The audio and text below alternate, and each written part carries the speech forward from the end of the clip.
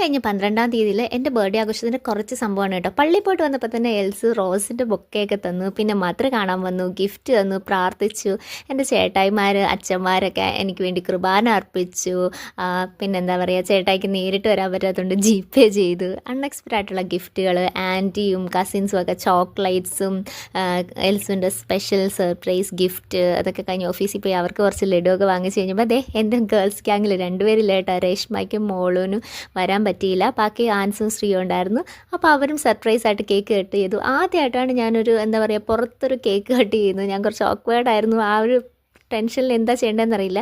പിന്നെ ഞാൻ ദേ വീട്ടിലേക്ക് വന്നപ്പോഴത്തേക്ക് വീട്ടിൽ എൻ്റെ കസിൻസ് ഓൾറെഡി വന്ന് എനിക്ക് വേണ്ടി വെയിറ്റ് ചെയ്യുന്നുണ്ടായിരുന്നു. എൽസും എൻ്റെ കസിൻസും കൂടെ അവിടെ ഒരു ചെറിയ കേക്കൊക്കെ സെറ്റ് ചെയ്ത്, ചെറുതല്ല വലിയ അടിപൊളി കേക്കൊക്കെ സെറ്റ് ചെയ്ത്, കുറേ ചോക്ലേറ്റ്സ്, ലൂക്കുവിൻ്റെ ബർത്ത്ഡേ ഗിഫ്റ്റുകളൊക്കെ ഉണ്ടായിരുന്നു കേട്ടോ, കുറേ ഡ്രോയിങ്സ്, അങ്ങനെ എല്ലാവരും വിഷ് ചെയ്തു.